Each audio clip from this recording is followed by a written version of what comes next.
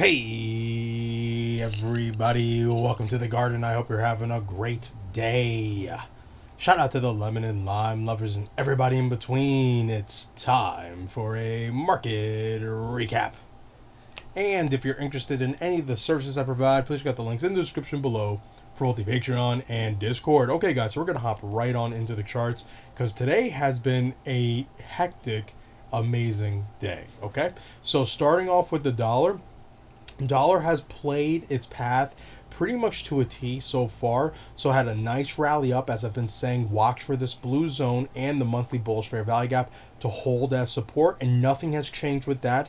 I am now still looking for that short-term sell-off here, so that short-term push down here, as we're seeing, to make a higher low structure from these lows over here. Okay, so I'm still very bullish on the dollar, but I am looking for a short-term pullback, as I think we are continuing to see here, to then lead to a bigger move up, probably back towards the daily downtrend line, and ultimately I actually do see it eventually breaking through and tapping into the monthly bearish fair value gap. And take a look at where the dollar slowed down. We had this on the chart last recap, but we took it off because this fair value gap was filled, and we also had one small one right here as well that was right in between the 103.65 zone. And now we're kind of just ping-ponging back here, and we're likely going to kind of roll over this week back down towards 103 to potentially 102.8 to 102.65. So this small little fair value gap right here. Okay, so watch for the dollar to make its move back down to here, and then I would look for a nice setup for that higher low that I've been mentioning to then potentially go up higher. So I'm bullish on dollar still, but we are building out a squeezing structure, if you notice here, right? So let's go from this trend line here, so this pivot here, pull a trend line down, touching that pivot that we made right here, and then we have pretty much these equal lows right down here.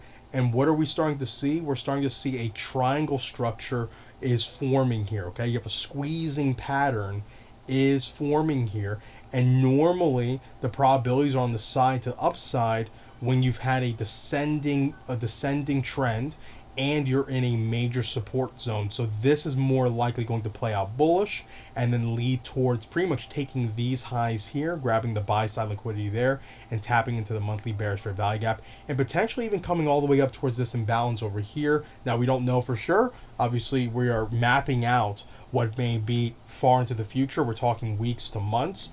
But in my opinion, this is the most probable path. We will likely break down. Now, I don't know if we're breaking all the way down to here, but we are definitely most likely, if we're doing this, going to be breaking down towards here. Okay? All right, so that's it for the dollar. Let's go on to the U.S. indexes. Let's take a look at the Dow. So again, just the dollar, Dow has been playing our path pretty much to a T. I can't say the same for the S&P and NASDAQ, but we'll talk about that when we get to them. But so far with the Dow, broke down in the exact place circled, okay, came to this bearish fair value gap, wicked down, broke down into these big liquid zones, so this fair value gap here and these two fair value gaps here. That's where we traded all the way through, and then boom, pop up, and now we're likely going to build out a higher low somewhere around here, potentially back into this fair value gap to then reach up and come back towards 34,000. And then we'll have to see, are we going to fail there? Are we going to make some sort of double top structure, or are we actually going to break through? And the reason why I'm saying 34,000 to 33,800 is this fair value gap right here. So pretty much kind of swooping up, kind of like how we have already had drawn from the last recaps we have gone over. Okay, so overall Dow has been playing out as expected, and I do see this continuing higher because the dollar is likely going to continue weaker. Now the S&P and NASDAQ, boy oh boy. So the S&P has been absolutely gangbusters, just nuts. Broke right through this weekly fair value gap here, this weekly bearish fair value gap, and now it's trading above. Now, we did close this daily candle pretty bearish, so it is kind of giving us some hints that we are likely going to have a pullback here. But I have been saying this for the past couple of recaps. I've been looking for a pullback here, here, and it looks like it's coming in, but it has been getting bought up because of the tech mania. So if you haven't been paying attention, there's a huge momentum in tech because AI is kind of making its emergence, and you're getting a lot of these tech companies really finding its stance in that new rising market. And you're also seeing more and more partnerships, and just it's just starting to really show a lot of growth potential for low cap tech companies all the way up to the high cap, the blue chip tech companies like Google, Microsoft, Apple, etc. So all of these names are dragging the major players of the market, namely the 500 companies, the S&P 500, up. Okay, so you don't really have that many companies going up of its own volition, but you're getting a drag to the upside by these major tech firms, these major tech corporations.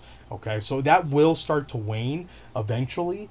You never want to get in front of a train, so I can't tell you when it's gonna end. But I will say this price action is telling me that yes, upside is looking more likely. However, be very careful jumping onto this train because we are looking like we're going to have a pullback sooner rather than later, in my opinion. However, it is just my opinion, and there's nothing stopping this from continuing going and staying in euphoria mode, okay? So we may get another leg up to grab the buy side liquidity above this pivot here at about 4320, so 4,320, maybe slightly higher going to this top side of this fair value gap here, which is about 4,386 to 4,387. So we do potentially have some upside here. But again, this to me is a major zone of failure to then pull back. And if we're going to stay bullish, we'll be looking to make a higher low structure.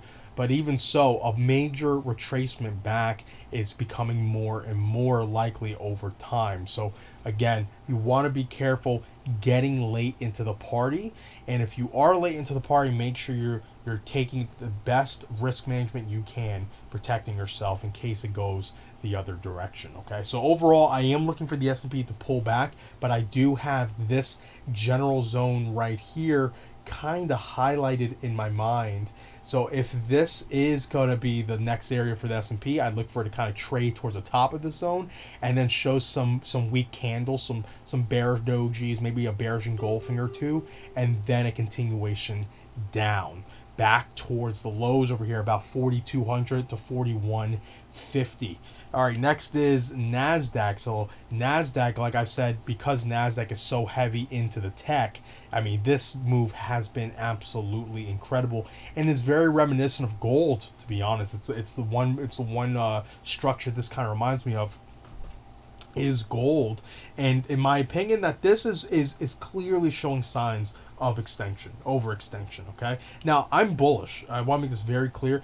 I am still fairly bullish on these markets because I do believe that we are going to see the Fed pivot eventually, sooner rather than later, and I do believe that the dollar is due for a retracement. So I think that pressure will start to lessen on the markets. However, I am looking for bullish pullbacks, like just a pullback to kind of reload the market, punish the late buyers, and reward the smart money that's looking to short up here or sell into this. So I am looking for a pullback here, but the pullback I'm looking for is just going to lead to a higher low, which should lead to continuous highs going back towards 15,500 to potentially even 16,000. The reason why I'm looking at that for the NASDAQ is because from my point of view, the tech craze, the whole AI boom, it doesn't look like it's stopping right now.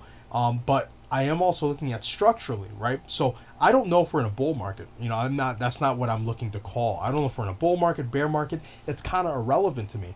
But the reason why I'm looking at 15,500 to around 16,000 is because let's say we're in a bear market rally. That level, that zone would be the most ideal and most likely area for failure and pretty much a lower high top from the previous all-time high to form, and then lead to potentially a continuation lower to maybe even take out the lows down here. Now, I don't know if that's going to happen, but the one thing that does make sense to me is keep your eye on the zone where, whether it's a bull market or a bear market rally, price is going to get to, and there's still going to likely be a failure there. So even if we're in a bull market, you're likely going to see a retracement from there. So if you want to look for a pullback to get into or a place to short, 15,500 to 16,000 is going to be my general area. So pretty much these high pivots here into this imbalance over here. Okay, so that's what I'm looking for in the NASDAQ. In the short term, I am looking for a pullback. I do think a pullback is coming back into the orange zone, and then we may end up kind of, trading within it, or we'll stay super strong like we did over here and trade right on top of it. Either way, we are likely going to kind of come back into this orange zone and respect this zone and kind of trade within it, grab as much liquidity as possible. And if we're going to have another leg up, that's where the NASDAQ's going to go, is towards that 15,000 zone, in my opinion. So pretty much like another $1,000 move, is what I'm kind of seeing here. So just keep your eye on NASDAQ and keep your eye on the tech stocks. And if we are to pull back here, let's say this is the top, for the foreseeable future, then, I'm looking for a pullback all the way back down to the green zone, really coming after this consolidation down here. So back towards, 12,800 to about 13,000. And that would be the general area I would look for. And then we'd have to see how the price action looks to see if it's, kind of giving us hints of it's going to continue higher from there, or if it's going to break down further. All right. So now let's take a quick look at oil. So oil had a very interesting day today because Saudi Arabia spoke. So Saudi Arabia actually cut supply again. So very reminiscent of what happened here. So you see we get this gap up. That's when Saudi Arabia essentially cut supply, just like, I was kind of alluding to what happened. And they did it again, right? So we gapped up. And as you can see, we did sell down for the rest of the day. But what I'm telling you, the reason why I'm super bullish on oil is that's going to continue to happen. Saudi Arabia is going to continue to cut supply, and it's going to get worse and worse and worse. That's why, like I've been bullish on the dollar, where everyone else has been bearish, I'm bullish on oil, where everyone else is bullish on this green stuff. And, green stuff is great. I like green stuff. However, you do not discount what's coming for Europe and what's coming into China and Russia and the Middle East. Pretty much everywhere outside the U.S., Saudi Arabia is going to push the price up dramatically to punish the U.S.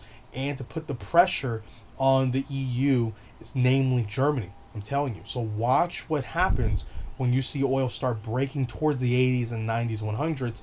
This supply cut's going to continue to happen over and over and over. So this blue zone to me is, in my opinion, a very powerful support zone. Again, this blue zone has lasted years. So if you go back all the way back towards 2020, 2021, and then even further back, going back towards like the 2017s, 2019s. This has been around here for 5+ years. We're going to continue to trade in here, but once we get that spark, probably when Saudi Arabia does a dramatic supply cut, you're going to see gap ups like crazy, and oil is going to go dramatically higher. And I hope I'm wrong, because it does lead to the cost of living dramatically increasing.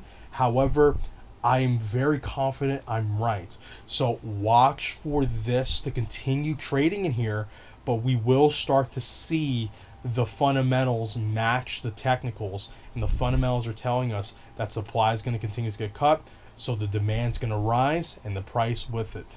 Next is gold and silver. So gold, one of those other charts that's been pretty much following to the T after kind of disobeying us this entire time. Now, I'm saying that tongue-in-cheek. You can't make markets do what you want. You just have to adapt, learn to go with the flow. And, with gold, I really did not see it getting this high. This high this quickly, especially wicking past its all-time high, making a new all-time high. So, I did not see that coming. So it's really gone way above my expectations to the upside. But to the downside, it's been playing pretty clearly the same path we've kind of mapped out. I was looking for it to pull back, come back towards the 1930s. Now, it hasn't done that yet, but it looks like it's on its way. As I did say, once we get towards this zone, look for a pull-up back to this red zone here, back to this area. We immediately got there and then got denied very harshly down. Now, I do see us continue to kind of trade back up to there, and then we should likely see kind of like this rising structure, kind of like this, and then a pop down back into the 1930s to between 1890, so around this zone, and then we should see, if the probabilities are right and the structure I'm seeing is right, we should see a consolidation here. Now, it's too soon for me to tell whether this consolidation is going to imply something, whether it's implying bullishness or bearishness. I don't know. We're not there yet, but I am very confident that price will get here. Now, let's say price doesn't get down here, then we're likely going to see consolidation up here. And if the consolidation has kind of like a downward tilt, then look for upside to likely come through. Okay, so if the consolidation that we potentially may be going through up here, let's say it does something like this and kind of tilts down, kind of grinding down and squeezing, then look for the probabilities to start leaning towards a break to the upside, which will mean that the all-time high will be at risk to being held, right? It's going to be very hard for this to be held and not taken to make new all-time highs. And if this is the path we're walking, then the dollar is going to get significantly weaker, much weaker than I'm expecting this year. Okay, so I do expect the dollar to get very weak, but no time soon. But hey, again, I could be wrong, and we want to map out every potential possibility. However, what I think is most probable, just based off of my experience and what I'm kind of seeing from the price action here, the structure, losing the lows and now trying to make some lower highs and failing at this the support zone pretty decisively multiple times, we're likely going to make a move lower and then build out a base there, and from there make another move up to then make an official lower high from the highs of 2023, and then we'll see if that leads to more downside or just a bullish pullback. All right, next is silver. So let's take a quick look at silver. So silver, very similar to gold, swing failure pattern, and then broke straight down, and it's actually holding this general structure here. Now, it's very unlikely to hold this going forward. It's much more likely you're going to see this break down further. So that makes me think that gold's probably likely going to break down as well, since these two fairly, they follow each other fairly, mostly silver following gold, but they are very connected. So you're going to likely see the other do what the other does. So in my opinion, watch for this to break down towards the 22.5 to potentially sub 22, going to 21.3. And then look for a base. So that would happen if gold were to break down towards like the 1890 to 1930 zone. You're probably going to see silver make that move lower. And in my opinion, that's what it's telling me to look for. Now, I am looking short term for potential more upside, something like this. And then once we get into this large bearish fair value gap here, we'll then break down from there, going to those levels. So we could see another little gate, leg up for gold, just like silver. And then the next wave down for both of them. Okay, so now let's go on to Bitcoin. So let's talk about Bitcoin. So crypto's is having a crazy day. Actually, let's use a different chart here. I have a chart with a lot more information on it. Yes. So look at this. What a crazy day. Now, the reason why I'm actually really excited is I'm actually more bullish on crypto than I have been for a while. So if you've been following my recaps, or you're part of the the Discord, if you aren't, make sure to join. You'll find the link in the description below. You'll know that we are virtually long now, right? So we've had shorts, we've slowly closed them in profit. So if you're in the swing trade service, you're aware of this. And as we've been closing those shorts, we've been building out and opening new longs. So here are all the long positions. We are heavy long, and so this breakdown here is very exciting to me because I find this to be a massive opportunity. So if you've been following me, I'm big into DCing into positions. So I live for these moments where we have major moves down very quickly, especially when they're coming into major levels like support zones, fair value gaps, liquidity levels in general. Because what tends to happen is you get a beautiful rubber band effect. So if you're really I would say resolved in buying into the weakness, and you do it at levels like we do, like into the liquidity zones, you usually get rewarded pretty quickly, and really find yourself buying at the low pivots, and it's wonderful. Now, if it breaks lower, that's okay as well. Like, again, I have this level marked still because I do see Bitcoin potentially getting here, but for me, the money is on the long side now because, we were long all down here. We had gone long here and closed all up here and here. And, that it was great to be long down here, but being long, being long up here was really difficult until the altcoins started showing me the signs that on the weekly time frames that we should start looking for a pivot to start beginning, right? And what ends up happening in that scenario is the smart money, which we were, and I still think we are, all get long at these levels here and here and here, just pretty much this whole structure here, and then they start to let go slowly through here and here. Okay, so that's just exactly what we did.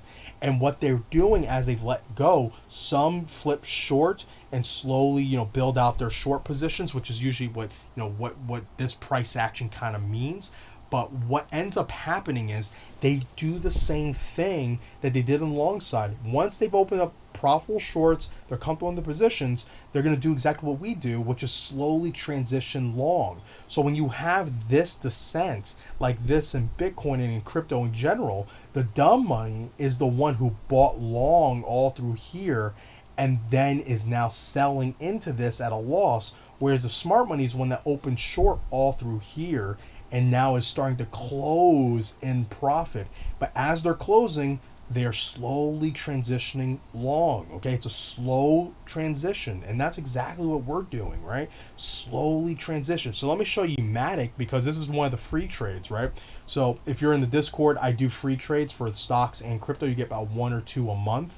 For right now, MATIC is the free trade for crypto. We started here at 0.9015, and this is it's a 1% position. But if we take the daily sell side liquidity, which we probably will, break these lows here, we'll look to add on another 1% here. Then if we break down further, we come into this fair value gap here where it's very likely to hold. We'll look for these lows here to start getting targeted, and this low here getting targeted. Then we start buying into that there, and then our average entry will slowly decrease.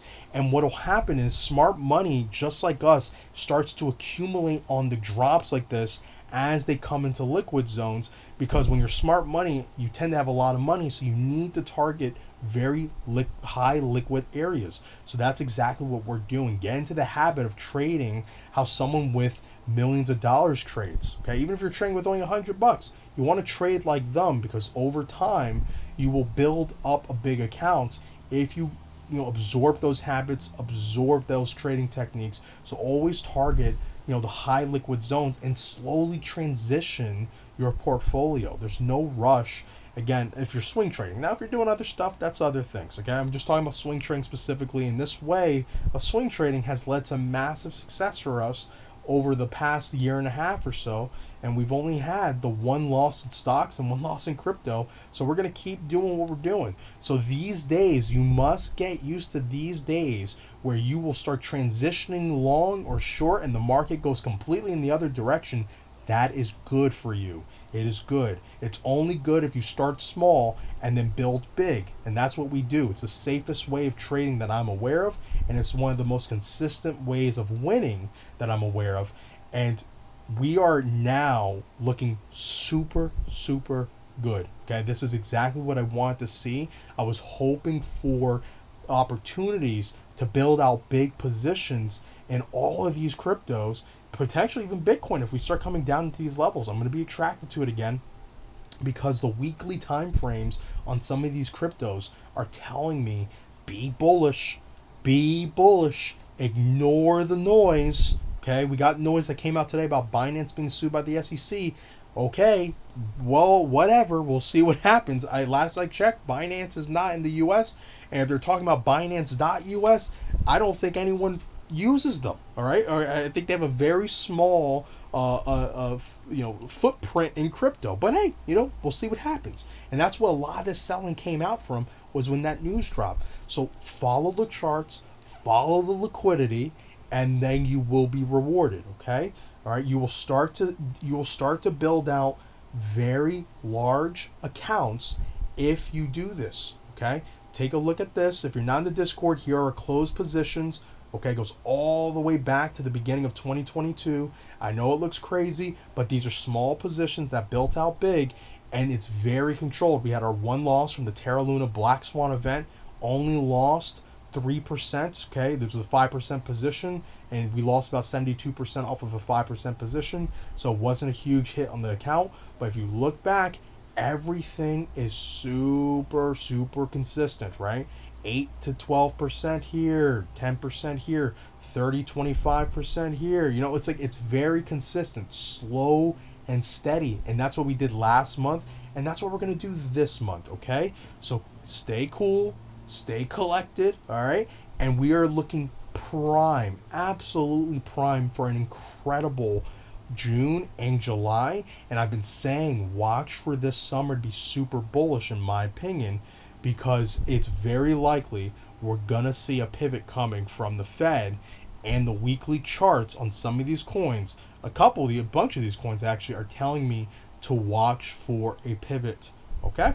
Alright guys, that is it. That is it for the recap. I hope you enjoyed it. Again, if you have any questions, make sure to leave a comment down below. Give me a like and a sub. I'd really appreciate that. And if you have any sort of questions about the services specifically, please join the Discord, because it's the easiest way to get in contact with me. You can also find more information on those specific services that you might like at the Premium Service Links room here. You can get an idea of what I'm offering, as well as join the Patreon. You can see there as well. So if you want to be a swing trader, you want to learn, I do tutoring services. You want to just join the swing trade service so you can bank in on these trades. Come and check out the the swing trade service. And if you want to day trade with me, I do it every day, Monday through Friday, about 8:30 p.m. U.S. Eastern time. You can check out that service as well. We mostly focus on Forex, but we do, I'm open to do other stuff like crypto and commodities, but I'm mostly focusing on Forex because, we're trying to get people funded here and there. We got 2 people so far, so hopefully we can get you 2 if you end up joining the service. Okay, that is it, everyone. That is it. I hope you have a great day, and remember, be patient, be vigilant, and be nimble. I love you guys. Take care. Bye.